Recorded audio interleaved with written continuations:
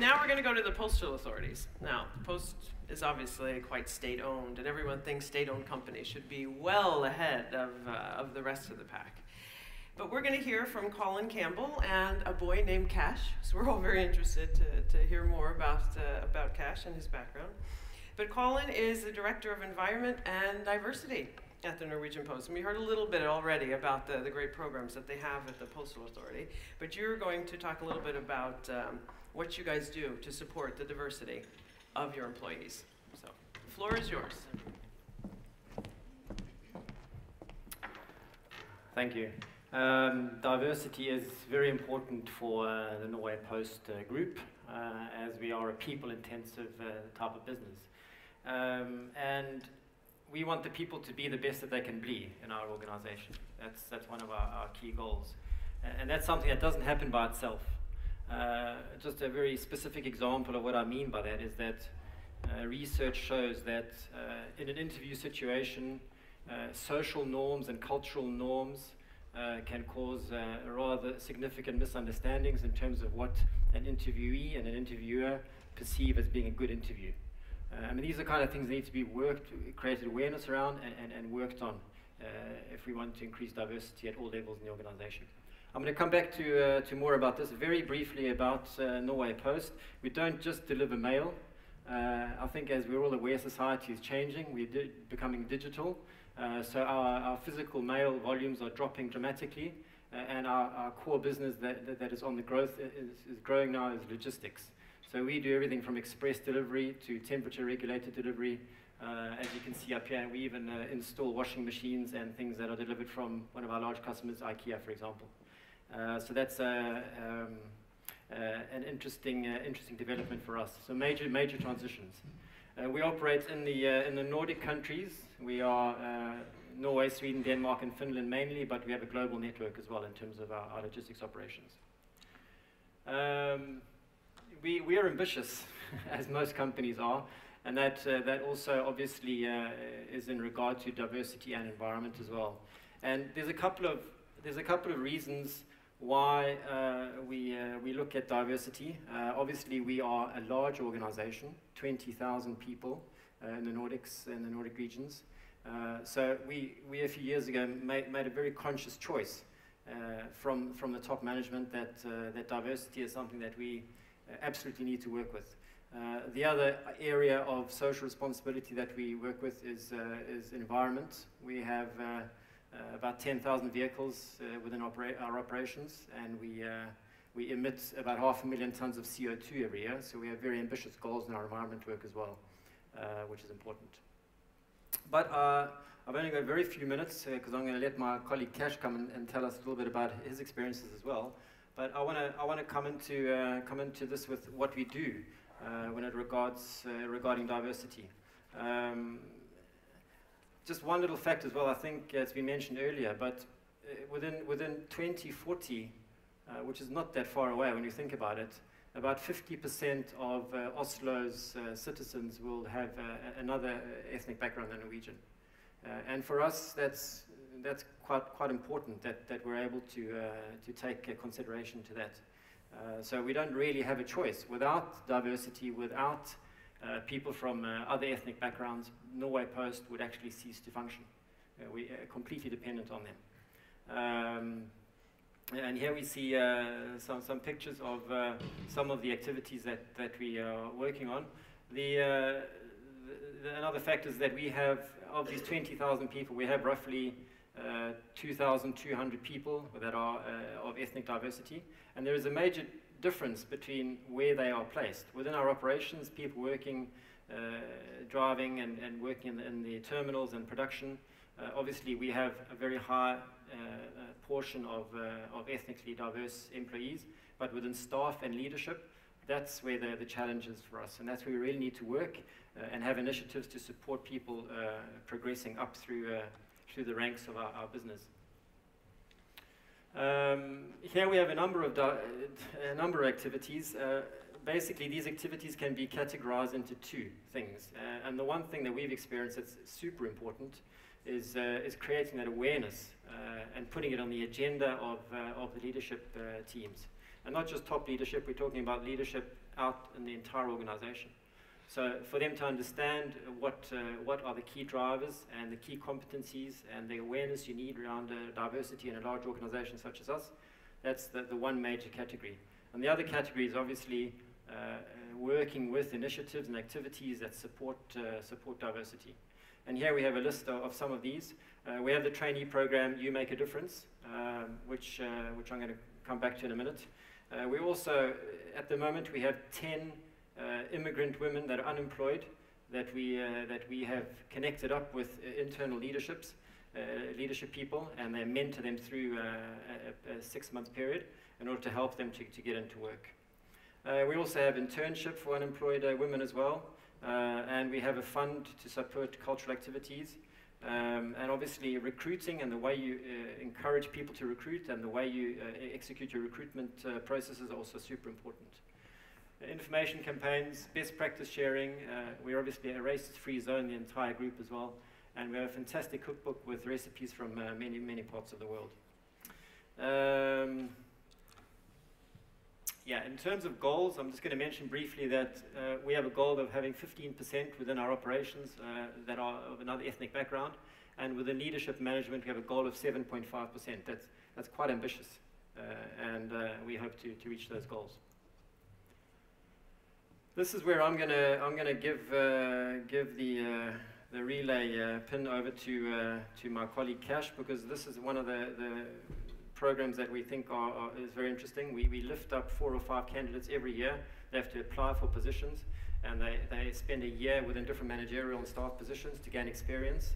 They get coaching, training, and work at relatively high levels, and with a hope to then get a permanent position within that level. And this is one of the initiatives that will help us to lift candidates up into staff managerial positions, which is very important for us. I think I'm going to, time goes so fascinatingly quickly. I'm going to give my time over to Cash. Cash, come and tell us a little bit about your experiences within the trainee program.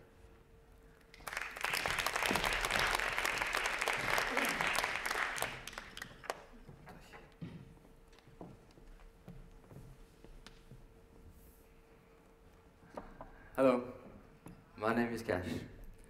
I'm born in Iran, where I grew up in Gothenburg, Sweden, and studied media and communication before moving to Norway, where I had a job waiting for me. I started working with marketing in a brand new firm, but this was during the financial crisis, and we didn't survive. And that's when I started working for the Norway Post at a post office in Oslo.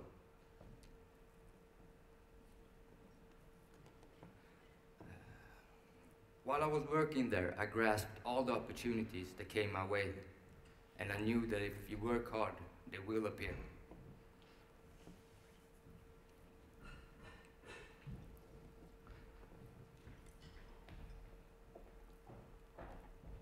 The company gave me those opportunities with a couple of projects, but they only lasted for a period of time. I also applied for many jobs during that time that were more related to my background. But I had a hard time even getting any interviews, and I think that one of the big reasons was that I didn't have enough experience. I also applied for the trainee program the first year around, but with no success. But I was determined not to give up and applied the second year, and now I'm standing here today.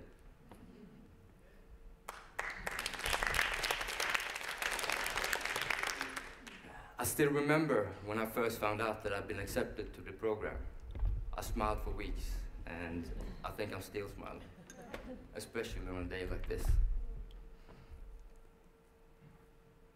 I've been working with sales of our transportation solutions since the beginning of the trainee program in September of last year.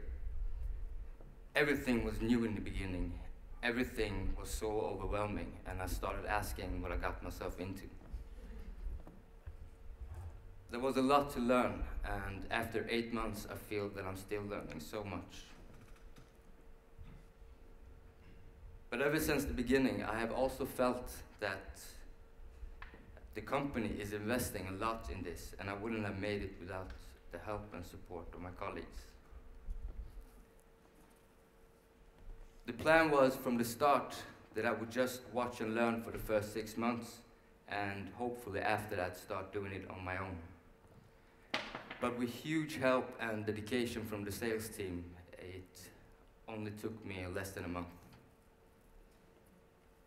We haven't been promised a job after the trainee program is over in September. So it's up to us to show that we deserve the opportunity that has been given to us. But the Human Resource Department has done and is still doing everything they can for us to make it. Just one of many examples is when one in the Human Resource staff saw a vacant spot in the company and called me right away to tell me that I should apply for the job. And already the day after, I was sitting with Colin himself, who took the time to help me apply for the job. The 4 of us which are in the program have meetings every month with the Human Resource team, including Colin, to discuss our latest developments. We usually also invite someone within the company who shares his or her experiences with us. And not long ago, the CEO himself, Dag Meidel, took time to visit us where we had a very informal meeting. And that, if anything, showed me that this is a project that involves the whole company. The 4 of us each have a mentor who we meet approximately once a month. My mentor is Ingmar Karlsson, who's president of company strategy. He's been a big inspiration from the beginning. He's given me the confidence to believe in what I do and not to be so hard on myself. He's given me the confidence to believe that I can make it all the way. Through all of this experience, I have learned that you don't get many chances in life. So when you do, don't let it slip away. Thank you, and congratulations on your National Day tomorrow to the Norwegian people.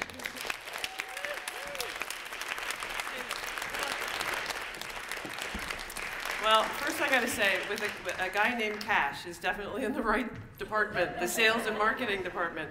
And look, I think we're all looking forward to seeing this guy. And how long is the program again? Till September. Until September. So it'll be really exciting to see where you end up, not only in September, but in the next 5 years. But one thing, Colin, you said that diversity is on the agenda on the management team. Is it in training, or are they in performance goals? How do you guys really make sure that the managers really act on diversity? Well, I mean, it's everything from the group leadership that want to have results, and I have to report into the group leadership 4 times a year in terms of how we're doing. And also out in local management, we have best practice sharing sessions. With all the managers? With all the managers Okay. at the centres here in Oslo and in Bergen on the west coast, to make sure that they're aware of both the goals and also what they can do to promote this. Excellent. This work. So it's really permeating in the organization. But I want to say that you can never do enough of that. You just constantly keep, because there's so much to do, you know, for a manager, that you have to keep it top of the agenda all the time. Exactly, exactly. Cash, gotta ask you a question. Is that okay? Yeah. What do you think is the best thing about this training program you're going through right now? What's the most helpful thing that you've experienced? Well, this program gives us the opportunity to really show what we can do, and hopefully... You'll prove it. Hopefully. Okay, very good. Last question that everybody gets. Don't forget this, guys. What advice would you give other companies on where to start? You guys have done quite a bit, but where should they start if they don't know? Well, I mean, it's a really boring sort of corporate answer, I know, but you've got to get it on the agenda of the top leadership team. Yeah. You've got to start there. They've got to understand why this is important, and then it cascades from there. And that's really where it starts, I think. Okay. Starting from the top, that's usually a good idea. Thank you guys so much. Thank you. Appreciate it.